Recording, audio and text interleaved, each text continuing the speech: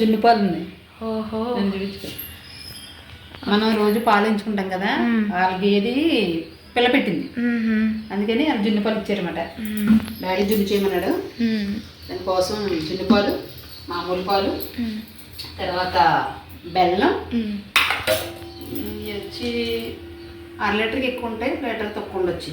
Okay, అందుకని 1/2 litre మామూలు పాలు ప్యాకెట్, తర్వాత ఇది 1/2 కేజీ బెల్లం,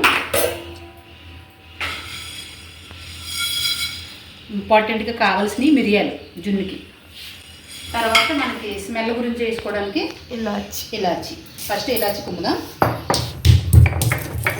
ఇలాచిని కొంచెం వేడి చేసుకున్నాం అనుకో, అది తొందరగా నలుగుతుంది.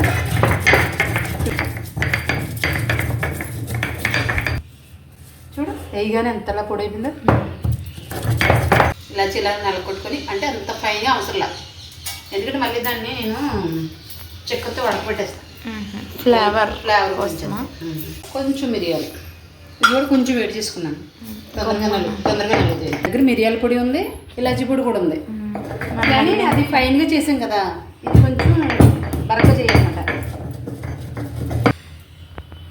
మనం కొంచెం వేడి చేయడం వల్ల తొందరగా నలుగుతుందన్నమాట.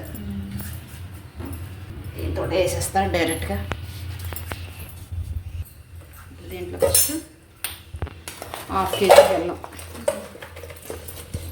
నేను ఫ్రిడ్జ్లో పెట్టాం కదా బెల్లం, చాకుతో కొడుతుంటే రావట్లేదని దాంతో కొట్టేసాను రాయితో.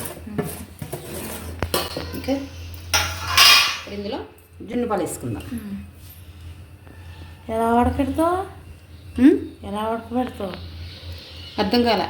రాయి వడకెపెడతానన్నావు కదా, ఉడకడదా? ఎలా పాలిస్తున్నావు మరి? మొత్తం ఇదంతా కరిగిపోవాలి.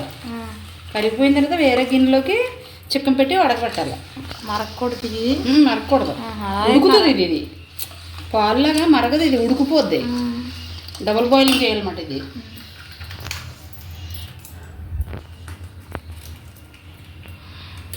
పాలు కూడా వేసుకుంది ఇందులో. అదే ఫస్ట్ రోజు తీసిన పాలకైతే మామూలు పాలు ఎక్కువ పడతాయి, ఒక 1/2 లీటర్కి లీటర్ పాలు పడతాయి. ఇది ఇప్పుడు ఇచ్చారో మరి తెలియదు మనకి, ఎప్పుడు పాలు అయ్యి మామూలుగా 1/2 లీటర్ వేస్తున్నాం. ఇలాగా ఈ బెల్లం కరిగేంత వరకు బాగా కలుపుకోవాలి. ఇలాగా బెల్లం కరిగాక చూపిస్తానులే. ఓకే, ఇది బెల్లం అంతా కరిగిపోయింది ఆల్మోస్ట్. ఒకసారి ఇందులో చేయి పెట్టాలి కంపల్సరీగా.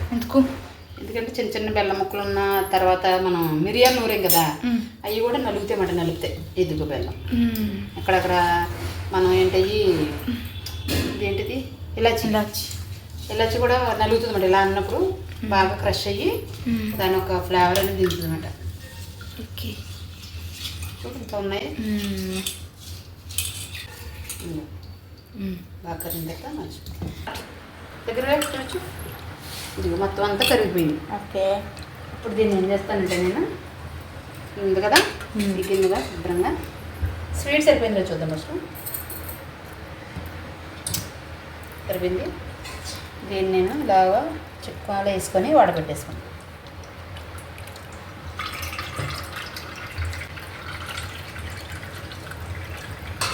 ఇలా పెట్టామనుకో ఇవన్నీ నోట్లోకి వచ్చేస్తాయి. అసలు చాలా మంది అలాగే కదా, మనకి ఎవరో జున్ను ఇచ్చారు కదా, అలాగే మొత్తం అంతా తుక్కులే వేసేసారు అందులో. ఇలా వడగట్టేసుకోవాలి.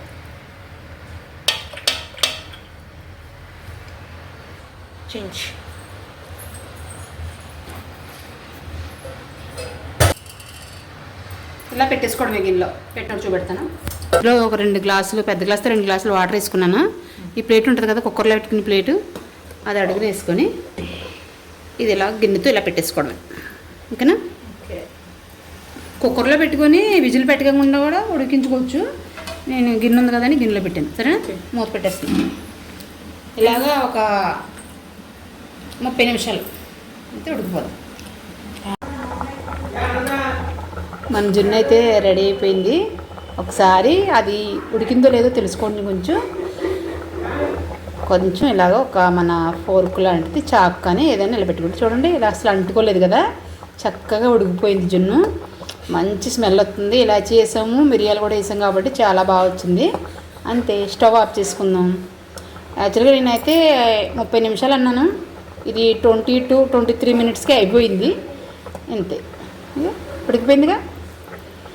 అంతే, పక్కన పెట్టేసుకొని మన జున్ను అయితే రెడీ అయిపోయింది. ఆఫ్ చేసుకుంటున్నాం అంతే. దీన్ని ఇలా మూత పెట్టేసుకుంటే చక్కగా మగ్గిపోయి ఉంటుంది అన్నమాట.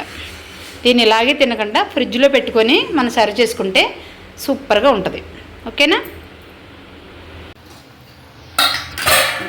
రాత్రి జున్ను చేసాం కదా, ఫ్రిడ్జ్లో పెట్టాను. గట్టిగా వచ్చింది, చాలా బాగా వచ్చింది. ఫస్ట్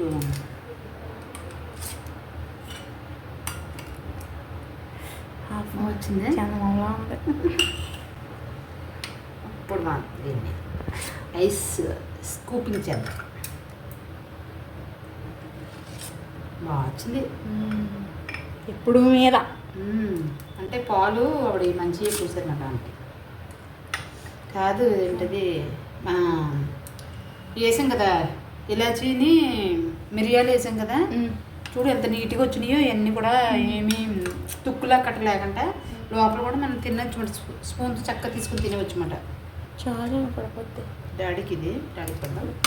ఇది అంతేనా? లోపల ఉంది. ఓకే, ఇదిగోనండి నేను తయారు చేసిన జున్ను ఇలా వచ్చిందండి. చాలా బాగా వచ్చింది. టేస్ట్ ఎలా ఉందో టేస్ట్ కూడా చేద్దాం. మా వీడియో కనుక మీకు నచ్చినట్లయితే లైక్ చేయండి, షేర్ చేయండి. మరిన్ని వీడియోస్ కోసం మా ఛానల్ని సబ్స్క్రైబ్ చేసుకోండి. Bye friends.